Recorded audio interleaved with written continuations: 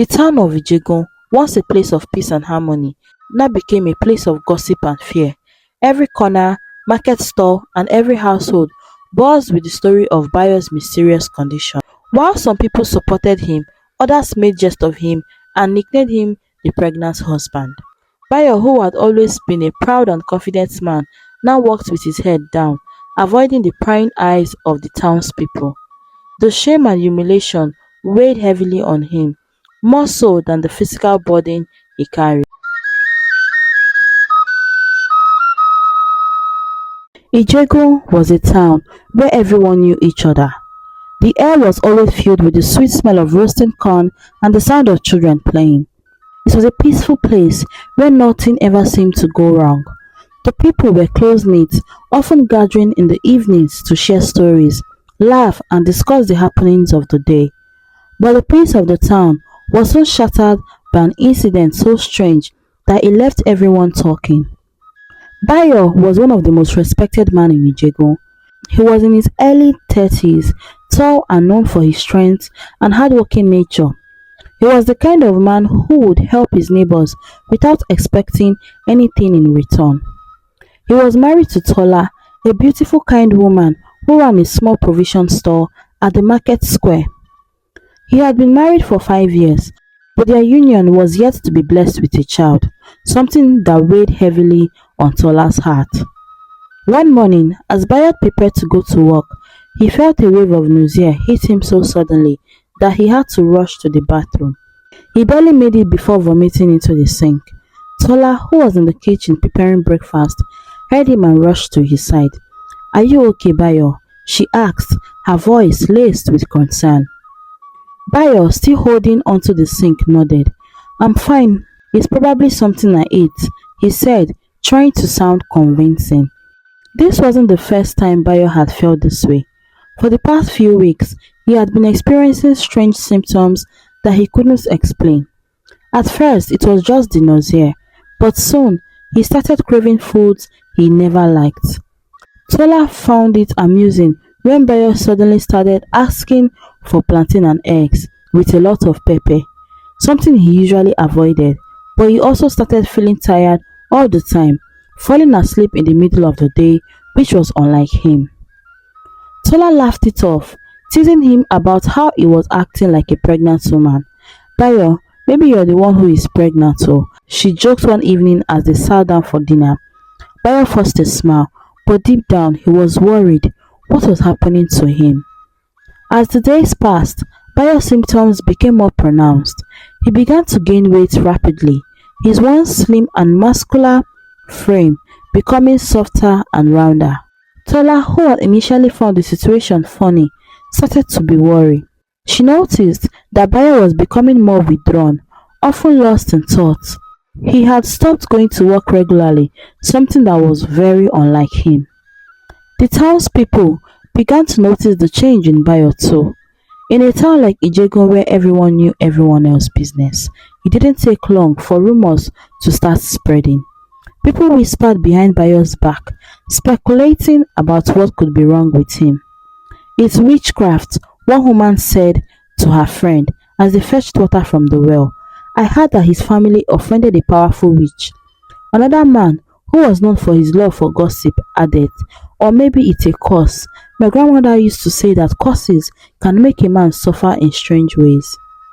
The rumors grew wider with each passing day, and soon Bayo and Tola could feel the eyes of the town on them wherever they went. Tola tried to shield Bayo from the gossip, but it was impossible to ignore. Bayo himself became more anxious, his thoughts constantly racing as he tried to make sense of what was happening to him. One evening, after dinner, Bayo finally voiced his fears to Tola. "Tola, what if something is really wrong with me? What if it is not just a sickness?" he asked, his voice trembling. Tola, who had always been the strong one in their relationship, tried to reassure him. "Bayo, don't think like that. We will find a way out of this. I promise you," she said, holding his hand tightly. But even as she said those words, a deep sense of unease settled in her heart. The situation took a turn for the worse when Bayo started experiencing sharp pain in his abdomen. The pain would come and go, but when in it was so intense that Bayo would double over, clutching his stomach. Desperate for answers, Tola decided they needed to seek help. She couldn't bear to see her husband in pain, and she knew that whatever was happening to him was beyond anything she could understand. "We need to see someone, Bayo. This is not normal," Tola said one morning after Bayo had another bout of vomiting. Bayo, pale and exhausted, nodded. "Yes, Tola, I think you're right." As the days turned into weeks, Bayo's stomach began to swell, taking on the unmistakable appearance of a pregnant woman. The once confident and strong man now avoided looking at himself in the mirror, ashamed of the transformation his body was undergoing. He could no longer ignore the stares and whispers whenever he stepped outside. The weight of the town's gossip was heavy on his shoulders, and it was clear that whatever was happening to him was far beyond simple illness.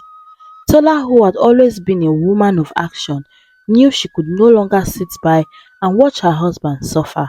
She was determined to find a solution no matter what it took. Early one morning, she woke Bayo and insisted that they begin to search for help. "We can't wait any longer, Bayo. We have to find out what is wrong," Tola said, her voice firm yet filled with concern. Bayo, too exhausted to argue, nodded in agreement. "Let's go, Tola. I trust your judgment." Their first stop was the home of Baba Ibeji, a well-known herbalist in Ijegun. Baba Ibeji was an elderly man respected for his knowledge of herbs and traditional medicine. His small clustered hut was filled with the scent of dried leaves and roots hanging from the ceiling. Baba Ibeji examined Bayo carefully, muttering to himself as he felt Bayo's swollen abdomen. "This is not ordinary," Baba Ibeji finally said, his voice slow. "I sense a strong spiritual force play here. You must seek help beyond the herbs." This diagnosis did little to comfort Tola, but she thanked him and led Bayo to their next destination, the home of a prophetess, Prophetess Ireti. The prophetess was known for her spiritual visions and was often sought after for her ability to communicate with the spirit world. Her church was filled with women singing and clapping, but the joyful atmosphere did nothing to ease Tola's growing anxiety. Prophetess Ireti listened intently as Tola explained Bayo's symptoms, then closed her eyes in deep concentration. After what felt like an eternity, she opened her eyes and looked directly at Bayo. "There is a cloud of darkness surrounding you," she said, her voice filled with authority. "A spiritual attack has been placed upon you, but the source is hidden. You must fast and pray for days. Only then will the pain be relieved." Tola and Bayo left the prophetess with a mixture of hope and fear. They followed her instruction, fasting and prayer as directed, but instead of improving, Bayo's condition grew worse. His stomach now looked as if it was in its third trimester of pregnancy, and he struggled to walk without assistance. Desperate, Tola continued to search for answers, taking Bayo to every healer, herbalist and spiritual leader she could find. Their last hope was Dr. Folarin, the town's popular medical doctor. He had treated Bayo for minor ailments in the past and was known for his expertise. Dr. Folarin ran several tests, poked and prodded, but every result came back normal. He examined Bayo's swollen belly with furrowed brows, clearly puzzled by what he saw. "I have never seen anything like this in my years of practice," Dr. Folarin admitted. "Medically, there is nothing wrong with you, Bayo, but clearly something is happening, and I am afraid it is beyond my medical understanding." Hearing this from a man of science was both alarming and disheartening. Tola felt the weight of hopelessness setting in. Even if Dr. Folarin couldn't help them, where else could they turn? The more they searched, the more mysterious Bayo's condition became. Each healer, each herbalist, each prophetess only deepened the misery, and with every failed attempt, Bayo's condition worsened. The couple returned home, exhausted and defeated. Tola watched Bayo struggle to remove his shirt, his once muscular arms now weak and trembling. Her heart broke for him, but she couldn't let him see her despair. She had to be strong for the both of them. "Don't worry, Bayo. We'll find a solution. We'll keep trying, Tola whispered, more to herself than to Bayo. As she lay awake that night, she couldn't shake the feeling that something far more sinister was at play. One fateful day, after another exalting visit to yet another spiritual healer, Tola and Bayo stumbled upon a small shrine on the outskirts of Ijegun. The shrine belonged to Mama Agba, an elderly woman known for her deep connection to the spiritual world. It was said that Mama Agba had lived for over a century and that she possessed knowledge passed down from ancient times. Tola had heard stories about Mama Agba but had never considered visiting her until now. Desperation had driven her to this point.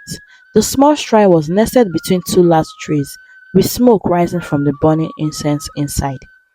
The Mama Agba sat on a low stool, her eyes closed as she chanted slowly. "Come closer, my children," she said. Her voice was raspy but clear. She did not need to open her eyes to know they were there. Tola hesitated, but Bayo took a step forward, his hand trembling as he reached out to the old woman.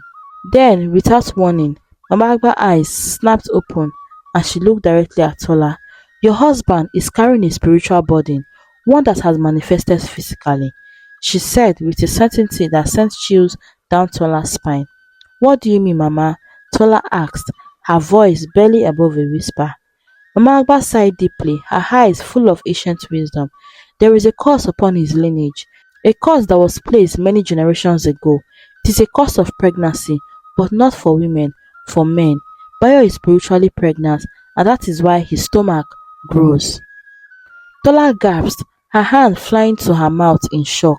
"How can this be? How can a man be pregnant? My own husband."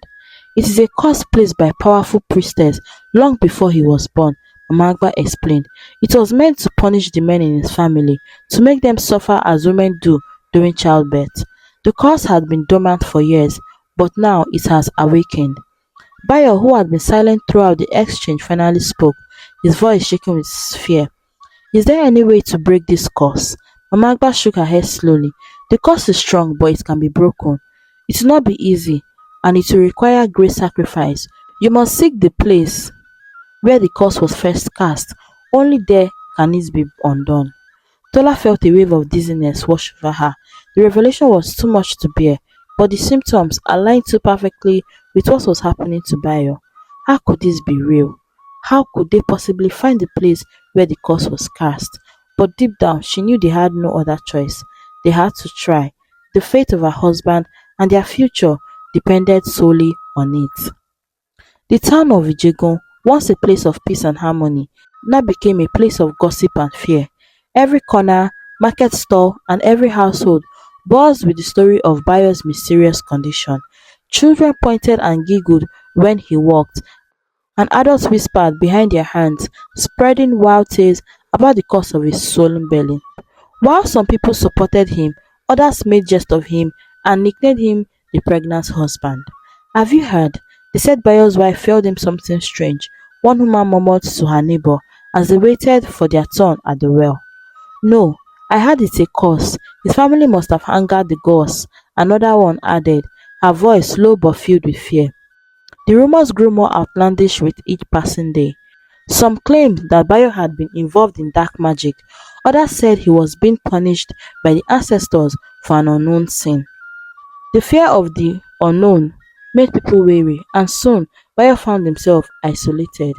His friends stopped visiting, and even those who had once been close to him began to keep their distance, afraid that his condition might somehow be contagious. Bayo, who had always been a proud and confident man, now walked with his head down, avoiding the prying eyes of the townspeople. The shame and humiliation weighed heavily on him, more so than the physical burden he carried. He no longer attended community meetings or gatherings. The once vibrant man had become a shadow of his former self. Meanwhile, Bayo's parents, Segun and Yetunde, could no longer bear to see their son suffer in silence. They had watched helplessly as Bayo's condition deteriorated, knowing that something far more sinister was at play. The time had come to reveal the truth, a truth that had been buried deep within their family for generations. One evening, after much deliberations, Segun and Yetunde called Bayo and Tola into their home. The atmosphere was tense and the air was thick with unspoken fear. Bayo, already worn down by the weight of his condition, sat quietly, his eyes fixed on the floor. Tola, sensing that whatever was about to be revealed would change their lives forever. Bayo, Tola, Segun began, his voice heavy with emotion. There is something we must tell you, something that has been kept secret for far too long. Bayo looked up, his brows furrowed in confusion. What is it, Baba? He asked, his voice barely above a whisper. Yetunde, unable to hold back her tears, took a deep breath before speaking. My son, many years ago, long before you were born, your grandfather Alabi wronged a powerful priestess. He was a young man then, proud and reckless. He did something unforgivable, something that brought a terrible curse upon our family. Tola's eyes widened in shock, but she remained silent, her grip on Bayo's hand tightening. What did he do? Bayo asked, his voice trembling. Segun sighed, the weight of the years pressing down on him. Your grandfather was in love with the priestess, but he betrayed her trust. He made a promise to marry her, but when the time came, he left her for another woman.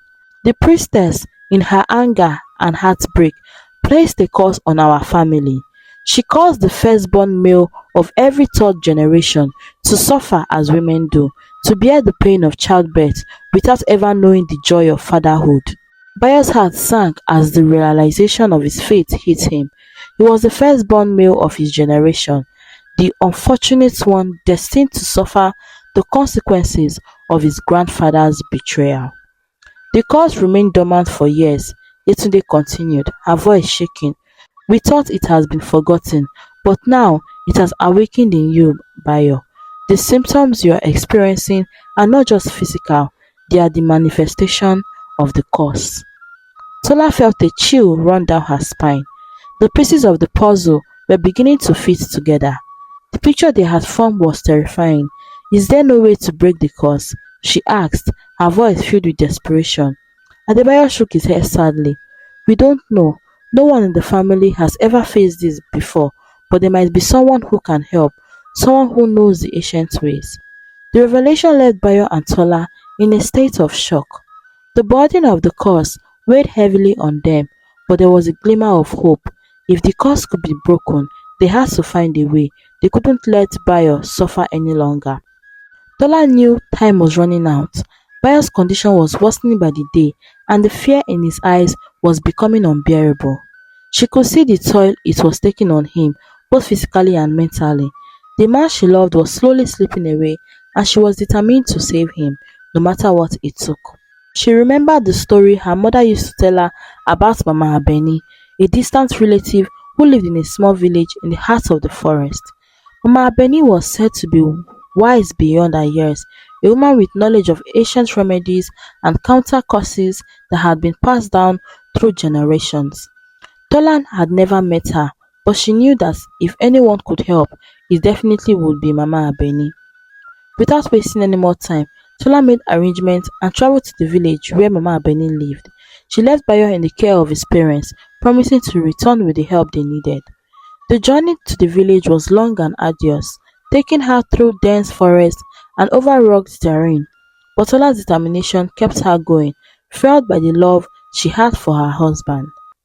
When Tola finally arrived at the village, she was exhausted, but there was no time to rest.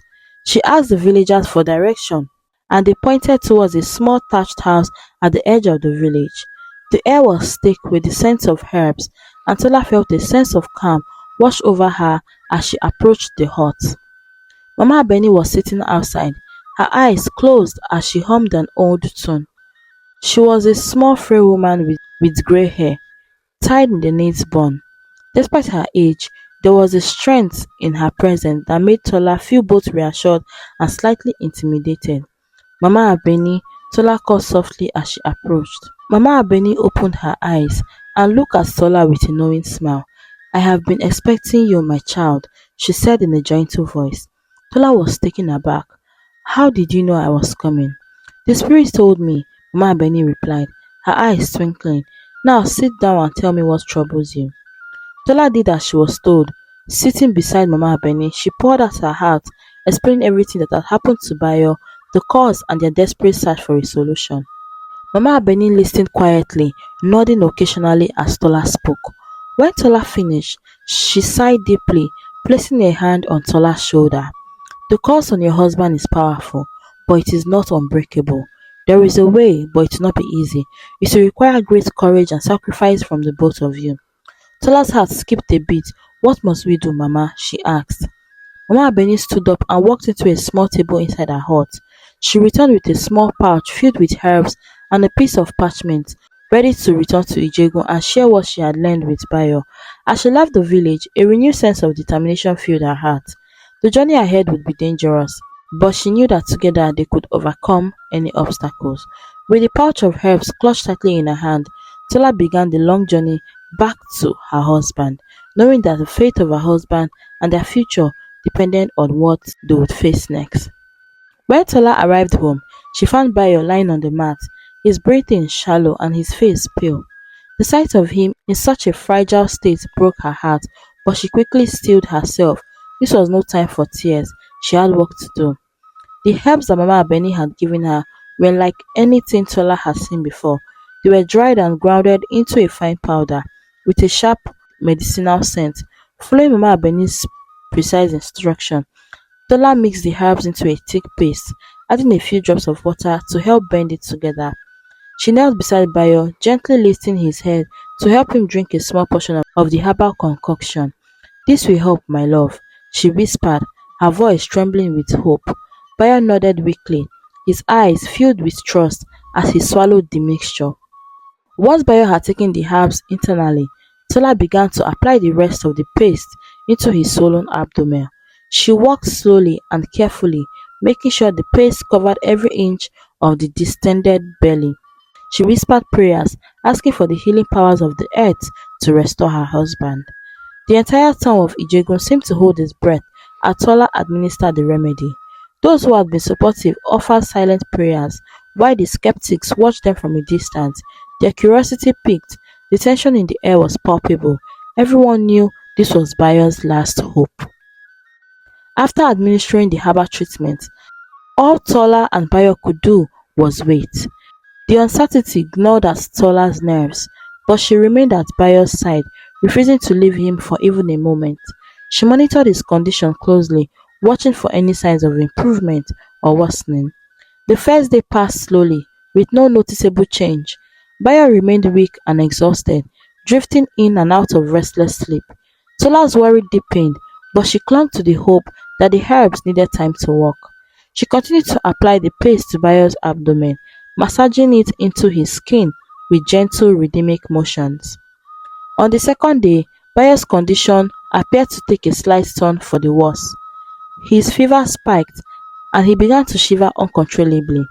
Tola's heart pounded with fear. Mama Abeni had warned her that the healing process could be difficult. Sometimes things must get worse before they can get better, Mama Abeni had said, and Tola had repeated these words to herself like a mantra.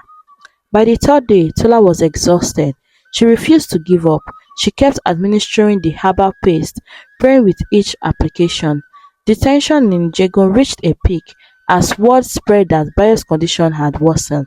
Some villagers began to lose hope, shaking their heads and murmuring that perhaps the curse was too strong to be broken.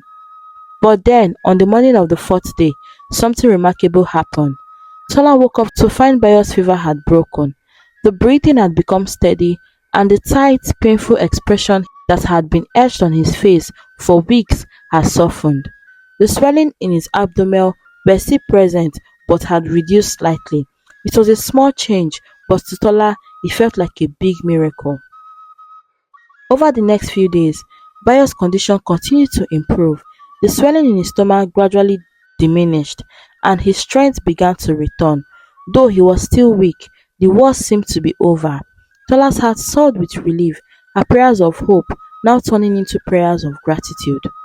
Bayo's recovery was slow but steady. The townspeople who had been on edge for so long began to breathe easier.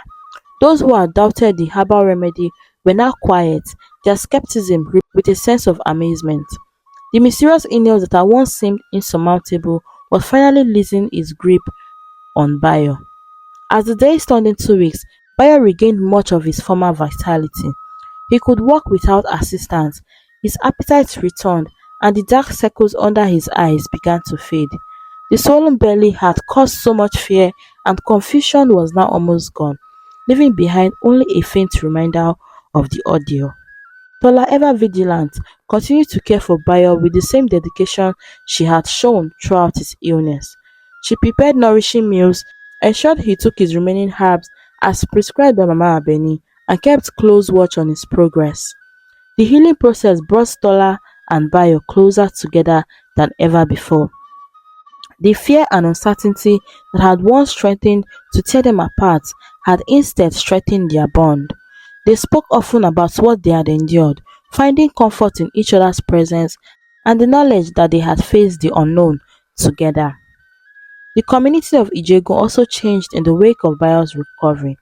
The story of the mysterious illness and the miraculous healing spread beyond the town's borders, becoming a tale of hope and resilience. Some said that the herbs Mama Abeni had provided were imbued with ancient magic, while others believed it was Tola's support and love that saved her husband. For Tola and Bayo, however, the reason didn't matter as much as the outcome. They had come through the darkest of time and emerged stronger on the other side. Months passed after Bayo's recovery, and life in Ijegun slowly returned to its normal rhythm. The whispers about the pregnant husband became less frequent, and soon they were replaced with news stories and gossip. But for Tola and Bayo, the memory of their ordeal lingered in their hearts, a reminder of the trials they had overcome together. As the weeks turned into months, Tola noticed changes in her own body. At first, she dismissed the symptoms. It was nausea, fatigue, and a sudden aversion to certain foods, as lingering stress from the months of caring for Bayo. When her clothes began to feel tighter around her waist, Tola could no longer ignore the signs. One morning, as she prepared breakfast, she paused, her hand instinctively resting on her stomach. A wave of realization washed over her, bringing both excitement and a tinge of fear. Could it be? She dared to hope, but after everything they had been through, Tola was hesitant to believe it. Bayo, Tola called softly, her voice trembling with a mix of emotions. Bayo looked up from the mat where he was resting, concern flickering in his eyes. What is it, Tola?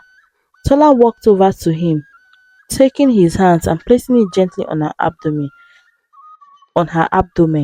I think I might be pregnant. For a moment, Bayo stared at her in stunned silence, his mind racing to process the news. Then a smile slowly spread across his face, lighting up his features in a way Tola hadn't seen in months. Are you sure? He asked, his voice filled with cautious hope. I don't know for certain, Tola admitted, but it feels different this time. I think it's real. Tola's suspicions were confirmed. She was indeed pregnant, and this time it was a normal pregnancy. The news brought joy not only to Tola and Bayo, but to the entire town of Ijegun. Tola's pregnancy progressed smoothly, and she was surrounded by love and support from the community. The women of Ijegun, who had once whispered and speculated about their husband's mysterious condition, now offered advice, shared their own experience, and brought gifts to celebrate the coming of a new child. As Tola's due date approached, the excitement in the town grew. The story of Bayo's illness had become something of a legend, and now, with the impending birth of their child, the townspeople eagerly anticipated the conclusion to a story that had captivated them all. Finally, on a cool evening, under the gentle light of a crescent moon, Tola went into labor. Bayo was by her side throughout the process, holding her hand and whispering words of encouragement as she brought their child into the world. The labor was long and difficult, but Tola was strong, fueled by the love she felt for her husband and the life they had created together. As dawn broke, the cries of a newborn baby filled the air, and Tola and Bayo were overcome with emotion as they gazed at their son for the first time. He was so perfect, with a shock of dark hair and bright curious eyes. They named him Ifedayo, which means love has become joy, a name that reflected the journey they had taken to reach this moment. As Tola and Bayo held their son, they knew that they had been blessed not only with a child but with a second chance at life. The hardships they had faced had made them stronger, and their love for each other had deepened in ways they could never imagine. In the years that followed, the story of the pregnant husband became a legend in Ijegun, a tale passed down from one generation to the next. It was a story of misery and wonder, but more importantly, it was a story of hope. And every time the townspeople looked at Ifedayo, they were reminded that even in the darkest of times, love could light the way to a new beginning. The story teaches that love, perseverance, and support can overcome even the most mysterious and challenging circumstances. It shows that true strength comes from facing fears together, and that with hope and determination, even the darkest situation can lead to new beginnings and unexpected blessings. Thanks for watching this captivating story on African stories and folktales. Please don't forget to subscribe and turn on the notification bell for more stories. Thank you.